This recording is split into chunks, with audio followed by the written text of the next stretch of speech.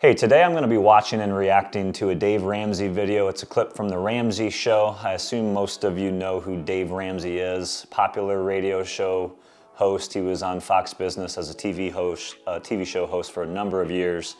And in the clip that we're going to watch, he's fielding a question from a caller about how much they need to have saved for retirement. And here's why I want to react to this video, because you've got the general question getting asked to the radio show host, but in reality, there's a lot that goes into it. And as a financial advisor for over 15 years in the retirement planning and the fiduciary holistic planning world, we specifically specialize in helping clients answer that question of, hey, do I have enough money for retirement? Can I do this? Have I saved enough?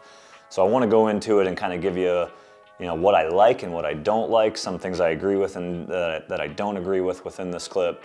And by the way, for those of you who don't know me, my name is Jet, Vice President, Wealth Advisor at W.A. Smith Financial Group. What we do here is help people get financial peace of mind, focusing more on their life and worrying less about their money. So excited to see what the clip has to offer.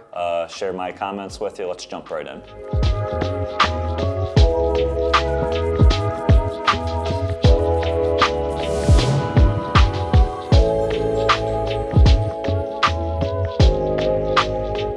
All right, let's check this out.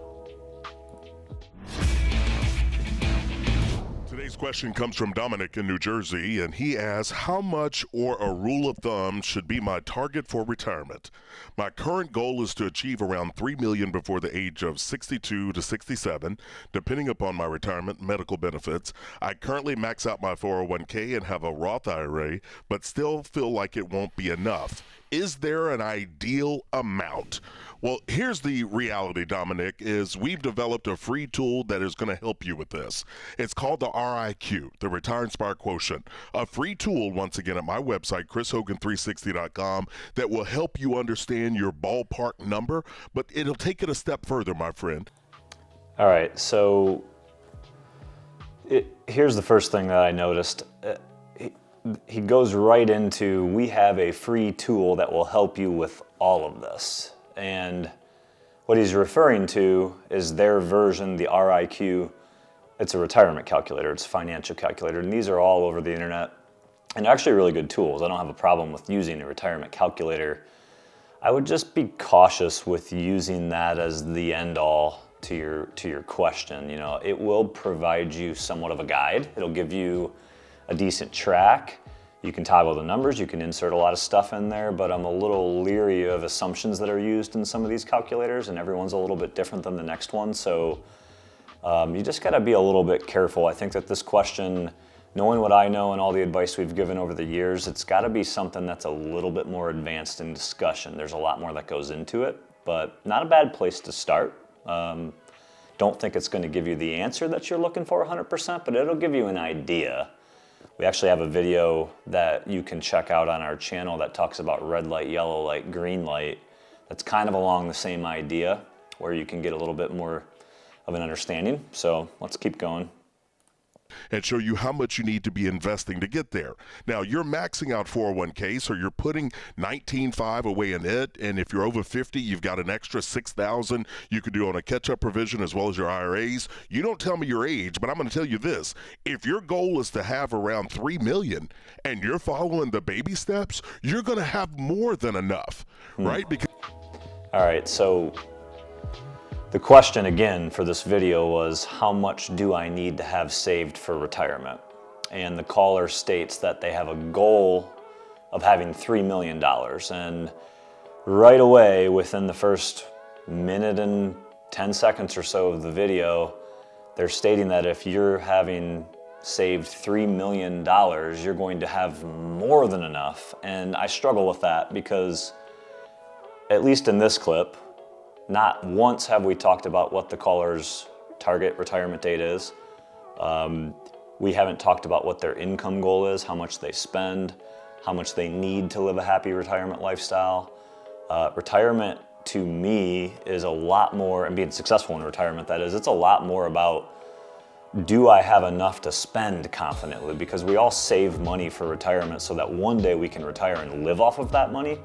I have clients who have $3 million or more where I would say that they might have a yellow light, and it's mainly due to not that they've saved $3 million, which is a great number. I mean, congrats to anyone that has saved that kind of money for retirement, but if they spend really aggressively, $3 million might not be even close to enough for someone. I have clients who have $300,000 saved, and I would say that they're well off in retirement because they barely spend anything that they've saved. So I think you got to take a step back here really and go, hey, is $3 million enough? I don't know that I would be able to answer that question without having a much deeper discussion about how much do we need per month and what are we going to spend, and maybe $3 million is enough at that point. So, because it's going to depend on your lifestyle, how much you want to travel, how many mission trips do you want to do, and how much giving. So the good thing is you want to take control and you want to be the guide of that and what you're spending and how you're living. Yeah, you need to know your retirement IQ, your RIQ. That's a good thing. And some good rough and dirty numbers are this, okay? If you do what we teach, you say 15% of your household income.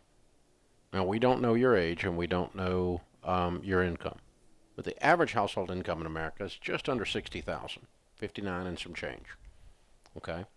And so if you save 15% of that from age 30 to age 70, you would have about $8 million in a good mutual fund. If notice how he ends that sentence. You'd have about $8 million, and he pauses, and he says, in a good mutual fund. So let's stop there for a second. I don't have a problem with mutual funds. They're a good investment vehicle, depending on the scenario, the situation, what the investor's goal is, their objectives, risk tolerance, etc. He's using a lot of assumptive math there. If you save approximately X amount of your salary every year and you invest it in a good mutual fund, the definition of a good mutual fund is up for debate here. There are well over 7,000, heck, that was the last time I looked, the number might be a lot more than that now, but there are more than 7,000 mutual funds in existence today that you can pick from, ranging from very conservative and low risk options to extremely aggressive and high risk options. And every single one of those mutual funds has a different rate of return historically. Each one of you watching this video has a different risk tolerance. So one mutual fund that's right for Bob might not be right for Joe or Sally or Tracy and so on. So when investing money, risk tolerance, your stomach and your appetite for risk, your timeline, all those things come into question and come into the equation. And so, yeah, the quick math and the assumptive math that they're doing, generally speaking, I actually like the idea. You know, he's giving good advice. He's saying save a lot of your salary and make that a part of your financial life. But to assume that you're going to have $8 million at that point versus what the caller's goal was, which was $3 million, it's just extremely assumptive. We have to, you know, does it actually make sense for every person to have 100% of their investment savings in a single mutual fund? And I know I'm alluding, that's not probably what they mean, but nevertheless, it's a lot more detailed than that when it comes to assuming where you might be based on future investment growth. Time sequence of return matters, and markets matter, and trends matter, and so on and so forth. So, if I'm half wrong, you still got double what you're projecting. And the 3 million mark, here's a good number, okay? Let's just make up numbers. Let's say you made 10% on your money at $3 million. What is that? That's $300,000 a year. Mm-hmm. If you made 10%, you could pull $300,000 a year off and not touch the 3 million, just the golden eggs, but don't touch the goose. If you pulled off 8%, that'd be $240,000. So as long as you think you can live on that, then 3 million will be enough. The trick is to try to have a nest egg that you can live off of the money that it creates the way you're willing to invest it without touching the egg. That's right. I keep mixing the metaphor. all right, so I love the metaphor, but a couple of things on what they're talking about. So they're using an 8% assumed rate of return.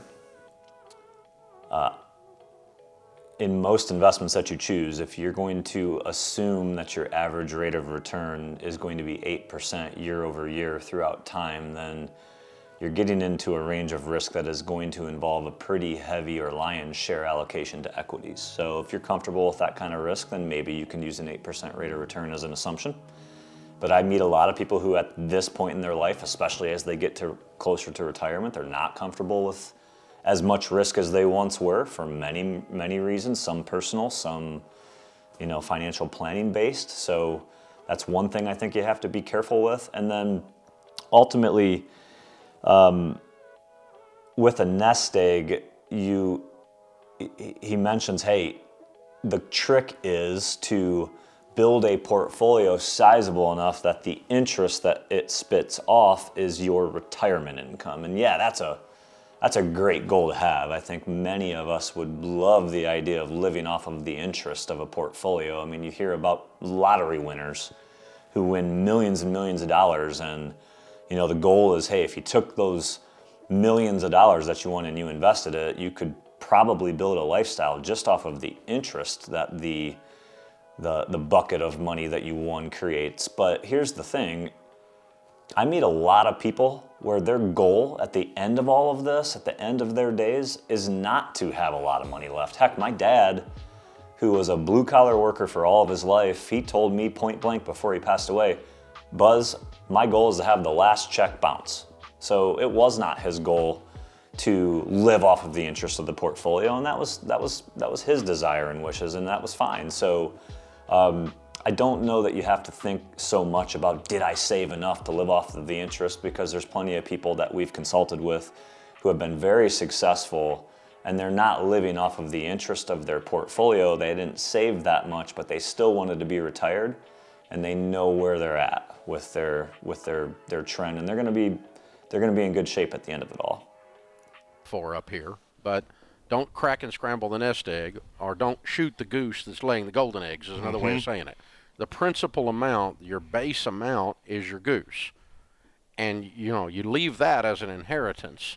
If you want to burn through it, you can burn through it. It's your money. Do whatever you want. There you go. That's but my dad. You can create a perpetual motion machine that will sit there and spit off golden eggs as long as you don't shoot the goose. That's right. And here's the reality. You get yourself out of debt, you don't have the requirement for as much. So that allows you to be more in control of your lifestyle and what. All right, two things here. Love their advice about debt. That's a Ramsey staple. I 100% agree with him. Now, not everybody can do this, but if you can get yourself completely out of debt before you make that retirement leap, I would strongly advise that you follow that advice. For some, and there's been plenty, but for some, there's been a lot of successful people that have retired who still have some debt left, as long as we have a plan for how we're going to tackle that debt and get them out of that debt fairly early in retirement. And some of it doesn't matter, but that's a really good piece of advice. The other thing that Dave mentioned here was you create a perpetual motion machine. Now, again, going back to their assumptions, they're using 8% as their average rate of return, and they're building this retirement income lifestyle off of 8% of a $3 million or a $4 million or an $8 million portfolio. What about the bad years? We already established that if you invest to try to make 8% per year, you're very likely going to be in stocks. You can pick any number of years in the past 15 or 20 years where there was some bad years in the stock market. What about those years? What about the years where your portfolio declines in value and doesn't make 8% or only makes 4% or 2% or actually goes negative? You're going to have an issue there. Are you still going to be willing to pull the same amount of money off of your portfolio in those down years? Is emotion going to take over logic at that point? Are you going to make bad decisions? Are you going to have an advisor that steers you in the right direction? There's a lot of moving parts there. So again, not as simple maybe as he makes it sounds. Yes, perpetual motion machine with interest on average over time. I agree with that. But I think we have to be a little bit more realistic in the real world when we're actually putting this example into motion for somebody. You can always find something to do with it. Oh, yeah. Give it. I mean, and there's there's another place to travel you haven't been, another car to buy you haven't bought, and there's other stuff you can do. There's ways you can enjoy it with outrageous generosity, and I've never met someone that goes, I have too much. No, me neither. Same here. I have met people who are spiritually inept, and they never get to enough because they can't reach contentment as an independent discussion apart from the amount. Right. But in terms of the math part, I've never met somebody who went, golly, I screwed that up. I got double what I should have had. I never hear that. No, I never either. So if your 3 is 6 or your 6 is 12 million, then that's okay. That's all right. I never dreamed I would end up where I am today when I was broke and starting to invest. I just wanted to reach enough that I could live off the income of it. And once I reached that, then I just kept going. But not because I'm greedy or I'm piling up money or I'm building bigger barns or I can increase my generosity and I can increase the fact that I change my family tree. Yeah. And, if I've got my way, if I teach my kids and my grandkids and I leave them money, this could be the dumbest Ramsey in the stretch of family tree. I could have changed the whole stinking thing. Yeah, you really could. Get rid of the stupidity and the brokenness all in one generation. Just leave it all with this one, with the old man that did it. He's the one that changed it, And that's cool. That's a cool goal to have. So yeah, but not everybody has that same goal. Now, once again, if you're out there and you're thinking, okay, how much do I need? Again, the RIQ is the Retire Inspired Quotient, free tool that allows you to plug in numbers, plug in how much you want to live on and how much and how long. And it's a tool so you can change the rates of return and withdrawal rates. The goal is to make people more. All right, so right there, he's talking about the tool again that we talked about to start the video. Kind of pushing people back to this RIQ, which I'm sure is a useful tool. But he mentioned something really specific there. You can change the rates of returns that you're using in that tool, and you can also change the withdrawal rates. So let me stop there. We hear all the time about what's the safe withdrawal rate from a portfolio, especially in retirement. Wall Street for years and years and years has used the 4% withdrawal rule. Dr. Wade Pfau at the American College started talking about 3% is probably a safer number. I have an RICP designation, which was a course that I took, and they talked a bunch of different rules of thumb that you could use from 3% up to 6% in there. So what is the number? What do you use? I don't like the idea of using a calculator that lets you put in the safe withdrawal rate, right? So if you're trying to figure out how much you need to save and how much you could pull off of that portfolio, let's say you put 3% in as your withdrawal rate and you don't like the results. Well, if you can toggle it up to 5% and the results of what kind of income that would produce to you look better, and you start convincing yourself in your mind, oh yeah, 5% is realistic. Well, maybe it is, maybe it isn't. But again, it goes back to risk tolerance and portfolio construction and your advisor's influence and your emotional biases and how those influence the portfolio and decision making. So again, I would be really careful with tools. Sometimes I would suggest that you do worst case planning when you're looking at this. Hey, is it safe to say that even a conservatively constructed portfolio could make an average of 3.5% a year or 4% a year? I think that's more realistic than using 6 or 7 or 8 in some cases. So, do yourself a favor, use worst case planning, because if you can pass the worst case test using really conservative assumptions, then with that much more certainty that you're going to be okay when you get to the end of the line here. All right, that's pretty much the end of the video, so I'm going to stop it here. Let me give you an overall assessment of this. Generally, pretty decent advice. They talk about calculators. I'm good with those. I think those are a good starting point. But again, I want to say don't put all your weight into a financial calculator or their RIQ. I think that they're good starting tools. They're not going to hurt you any, but this is a short clip. It makes it seem a lot simpler than I think it really is. You got to start in reverse. And I see that people make this assumption a lot. How much money do I need to save? What's my number? How many dollars do I need to have in my portfolio before I can retire? I would challenge you to think of it in reverse. Forget about how much money you have saved or how much you think you need to get to. Really spend some time and determine, hey, what do I need in monthly cash flow to live the way I want to live? What's my happy number? Do I spend $5,000 a month? Do I spend $10,000 a month? And not just basic expenses, but joy and discretion and traveling and vacations and hobbies. And figure out, for you to be happy in retirement and to do everything that you want to do on a regular, normal basis, how much money every single month do you need? If it's $6,000, great. Start there. Now, when you're using calculators and you're talking to financial advisors like us who specialize in retirement income planning and helping you build this plan, if you can walk into a meeting with a good planner and you can give them that number, you can say, hey, I want to plan for $6,000 a month in retirement paychecks, and here's how much I'm going to get from Social Security, and here's how much I'm going to get for pensions. So here's how much I'm short. You have done half of the work at that point. We can give you a red light, yellow light, green light. We could use calculators to give you an idea of where you're at, but if we use really conservative assumptions and really conservative figures, we can tell you with fairly good certainty, hey, you're in really good shape, and unless some major retirement X factors hit you and the risks that you face, you've got the green light. Go ahead and retire and we'll help you make this work. So that's my parting advice for you is they give you a good path to run on, but you really got to think about this in a lot more of a detailed fashion. Hey, if you have questions about whether you've saved enough to retire or how much do I need, same topic that we were reacting to here with Dave, we've got an awesome video on our channel that I recorded. It's titled, How Do I Know When I Am Ready to Retire? It's here on the screen. Click on that and make sure you watch that. If you'd like more content like this or you have questions, drop them in the comments. If you like this video, hit subscribe for more weekly educational content, and I really look forward to seeing you in the next video.